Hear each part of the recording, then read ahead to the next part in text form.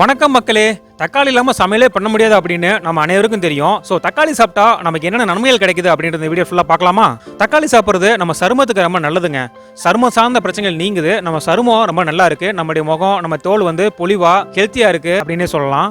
தக்காளி சாப்பிட்டோம் அப்படின்னா நம்ம எலும்புகளுக்கு நல்லது, நம்ம பற்களுக்கு நல்லதுங்க. தக்காளி சாப்பிட்றதுனால நம்மளுடைய எலும்புகள், பற்கள் எல்லாமே வலுப்பெறுது அப்படின்னே சொல்லலாங்க. தக்காளி சாப்பிட்றதுனால நம்ம கண்ணுக்கு நல்லது. நம்மளுடைய கண் பார்வை மேம்படுத்தணும் அப்படின்னா நம்ம தக்காளி சாப்பிட்றது ரொம்ப அவசியங்க.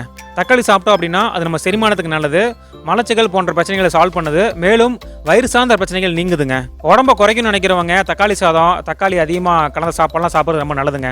ஏன்னா நம்ம உடம்ப குறைக்க தக்காளி ரொம்ப உபயோகமாக இருக்குங்க. யாருக்கெல்லாம் ரத்த சோகை இருக்கோ அவங்களாம் தக்காளி சாப்பிட்றது ரொம்ப நல்லதுங்க. ஏன்னா தக்காளி சாப்பிட்றதுனால நமக்கு நிறைய இரும்பு சத்து கிடைக்குது. இதனால ரத்த சோகை சால்வ் ஆகுது. ரத்த சோகையே நமக்கு வராது அப்படின்னு கூட சொல்லலாங்க. ஸோ யாருக்கெல்லாம் ரத்த சோகை இருக்கோ அவங்களெல்லாம் தக்காளி சோறு சாப்பாடு சொல்லி, தக்காளி அதிகமாக சாப்பாடு சொல்லி ரெக்கமெண்ட் பண்ணுங்க. தக்காளி சாப்பிட்றதுனால நம்ம கிட்னிக்கு நல்லதுங்க. கிட்னி சம்மந்தப்பட்ட பிரச்சனை எல்லாமே சரியாகுது அப்படின்னே சொல்லலாங்க. தக்காளி சாப்பிட்றதுனால நம்ம புற்றுநோய் வராமல் பாதுகாக்கப்படுறோம் அப்படின்னே சொல்லலாங்க.